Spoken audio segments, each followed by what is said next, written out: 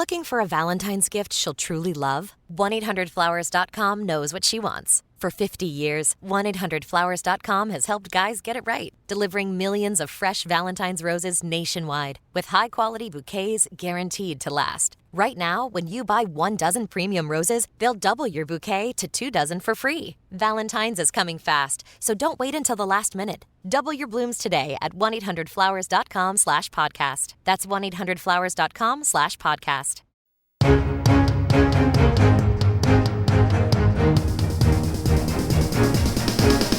This is the Washington Times front page for Tuesday, February 3rd, 2026. Thanks for joining us. I'm George Gerbo. The Department of Homeland Security has announced all immigration personnel operating in Minneapolis will be outfitted with body cameras. Stephen Dinan reports DHS Secretary Kristi Noem also said the cameras will expand to all personnel nationwide as funding is available. Democrats on Capitol Hill have demanded body cameras for those involved in immigration enforcement as a condition for supporting a funding bill for the department. Civil rights groups have long called for body cameras for law enforcement as a way to tamp down overheated police interactions. The announcement was made after immigration agents killed protesters Renee Good and Alex Preddy in separate shootings last month in Minneapolis. Panama has voided contracts for a Chinese company to operate 2 port facilities at either end of the Panama Canal. Bill Gertz reports the Supreme Court of Panama ruled the terms of the contract allowing Hong Kong-based CK Hutchison Holdings to operate the ports were unconstitutional. A recent Panamanian government audit found irregularities in a 25-year contract granted to CK Hutchison in 2021. The ruling means the company, which has had close ties to the Chinese government, will be forced to end its operations at the facilities. President Trump will meet at the White House with Colombian President Gustavo Petro, whom he is accused of trafficking cocaine while imposing sanctions on him and his family. Jeff Murdoch reports Petro has denied the allegations and vowed to cooperate with the administration on drug raids in his country. Last week, he announced Colombian security forces had killed 5 members of the country's largest drug cartel.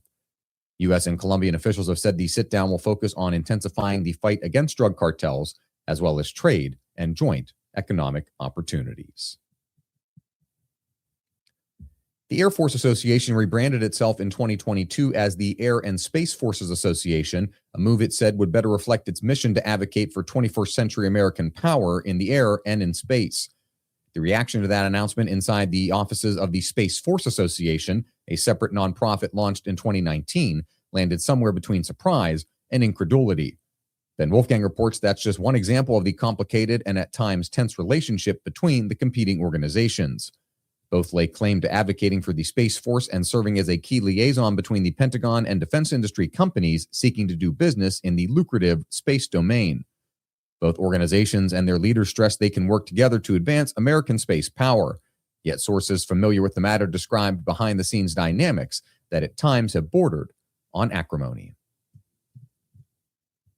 And finally, dismal fundraising and internal strife have hobbled the National Rifle Association in its quest to regain political relevance.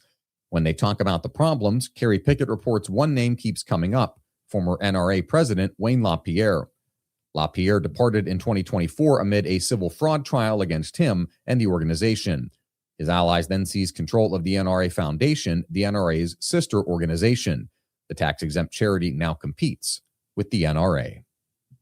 Find all of today's front page stories at WashingtonTimes.com/front page or on the Washington Times app, and find us wherever you get your podcasts.